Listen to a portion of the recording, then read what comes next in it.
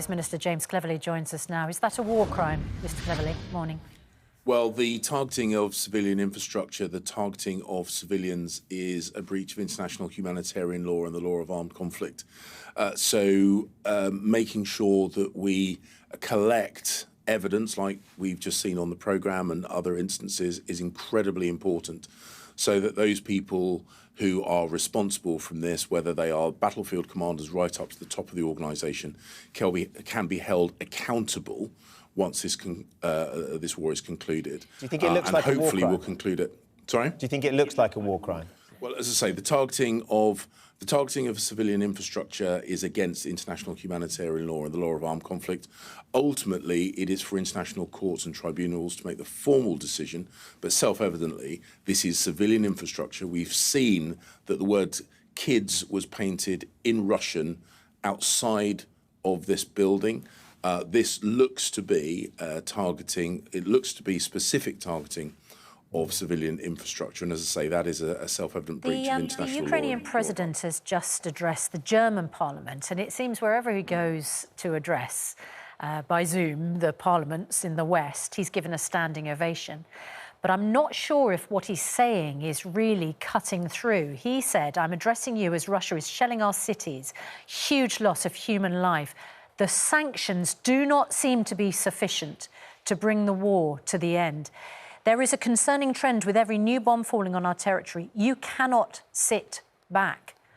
Are we sitting back? Well, my admiration for President Zelensky, like everyone, is huge. We have supported the Ukrainians in the lead up to this war with equipment and military training. We continue to provide those anti-tank rockets, which have been so effective, and we've recently announced that we're going to be supplying anti-aircraft missiles so they can defend themselves against attacks from the air. We will continue to support them. The UK has been providing, or the UK has committed to provide almost £400 million worth of aid in addition to that military support, both humanitarian and economic aid.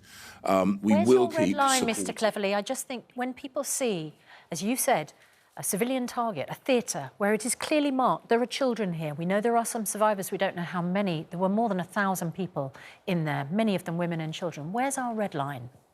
Well, as we have said, we will continue to support Ukraine in its self-defence, and we are giving them the equipment they need to specifically defend themselves against attacks from the air, like we've seen there with the theatre. We are also increasing the pressure through sanctions to choke off the supply of money to the Russian war machine and to try and bring this war to a conclusion. And I know there's been talk about no-fly zones. The Secretary-General of NATO has made it clear why that is something that NATO is not considering. Yeah. But short of that, we will continue to support the Ukrainians with money, with aid and with military equipment to help them defend themselves against Russia. £400 million, as you mentioned there, is the amount of aid and support that's going out. And, of course, that's the figure that had to be paid to the Iranians, which meant that we have 2 British citizens returning. This early hours of this morning, Nazanin Zaghari-Ratcliffe, of course, one of those.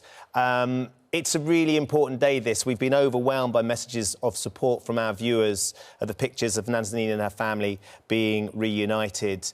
And sort of, you know, an important bit of good news on what is a very bleak media landscape at the moment.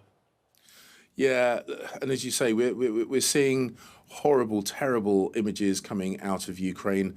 There are so many difficult things that happen when you look around the world at what's going on, real difficulties and human tragedies everywhere. So when we have something like this, which is just remarkable, wonderful, seeing families reunited after so long apart, it does lift the spirits. It does kind of recharge the emotional batteries, and it is lovely to see it. I've had a chance to meet and speak with the families of those people who have been incarcerated in Iran, and it's lovely to see it. It really is. We know that the £400 million has been paid, and that Liz Truss has sort of demanded there are humanitarian sanctions on that money. How certain are you that that money is going to be used for what it's supposed to be used for, rather than what the Iranians will perhaps decide to do with it down the line?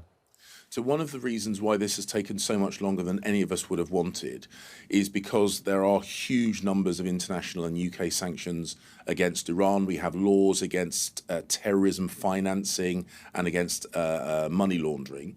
So we have had to make sure, and I can't go into details because it is confidential. We've agreed confidentiality, but we have made sure that this is exclusively for the use of Iranian humanitarian purposes, that it won't be diverted to other things. And we can police that, can we? Well, I can't go into, as I say, I can't go into details, but one of the things that we have worked on very, very hard over a very long time is finding a way of ensuring that this is ring-fenced for humanitarian needs and completely in accordance with international sanctions and international laws. It looks like a ransom payment. How do we stop that happening again? Well, look, the situation is unique. We owed Iran that money. It was for a deal from over 40 years ago. We've been rowing about this between the two countries since that date for decades.